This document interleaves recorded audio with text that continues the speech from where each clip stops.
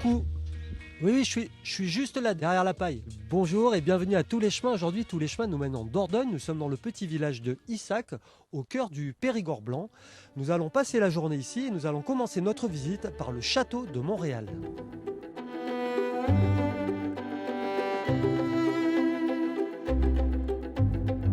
C'est une forteresse qui date du début du Moyen-Âge, le XIIe, XIIIe siècle, où il y a des fortifications importantes qui ont été construites et qui sont toujours debout.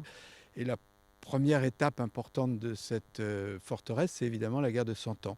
Et donc, après la guerre de Cent Ans, cette forteresse est devenue la propriété de la famille de Pontbriand. Et le dernier fils, qui s'appelait Claude de Pontbriand, est parti avec Jacques Cartier en 1535. Jacques Cartier, c'est lui qui, pour le compte de François Ier, a fait plusieurs expéditions et a découvert le Canada.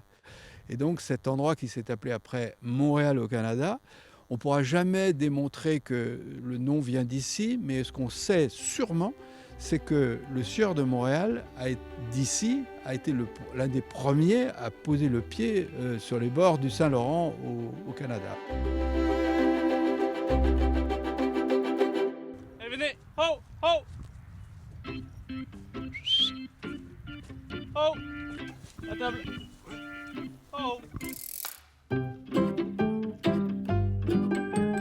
noir gascon, c'est une race rustique, avant tout, qui a besoin de vivre dehors. Il n'y en a pas beaucoup en France parce que Mange la chaussure. c'est des élevages longs, les animaux sont très curieux et marchent beaucoup et ils vivent en plein air toute l'année.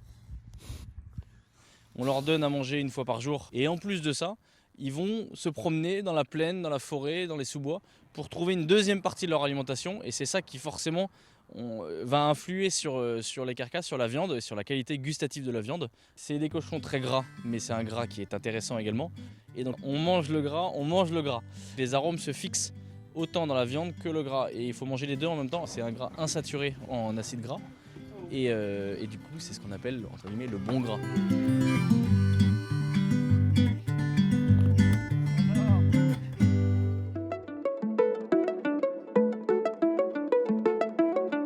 L'abeille, c'est une vraie passion dans votre vie? Passion, oui, j'ai découvert ça. Alors je vous dis, j'avais pas 30 ans.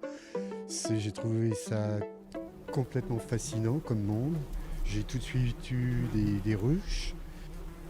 L'étape de fabrication du miel, pour ceux qui ne connaissent pas, comment ça se passe là? L'abeille, elle fait quoi exactement là? À l'origine, il y a donc une reine qui se met à pondre. Et quand il commence à y avoir beaucoup de butineuses, elles vont chercher du pollen, du nectar dans les fleurs, de l'eau. Elles vont chercher de la propolis sur les bourgeons d'arbres. Et à partir du moment où elles rentrent du nectar, on peut dans la foulée récolter le miel.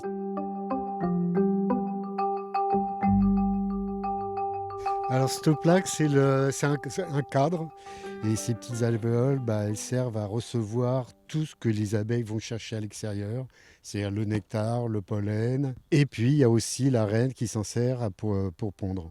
Et nous, apiculteurs, on se contente de récupérer ce cadre, d'enlever l'alvéole et de l'extraire et de le mettre en pot. Voilà.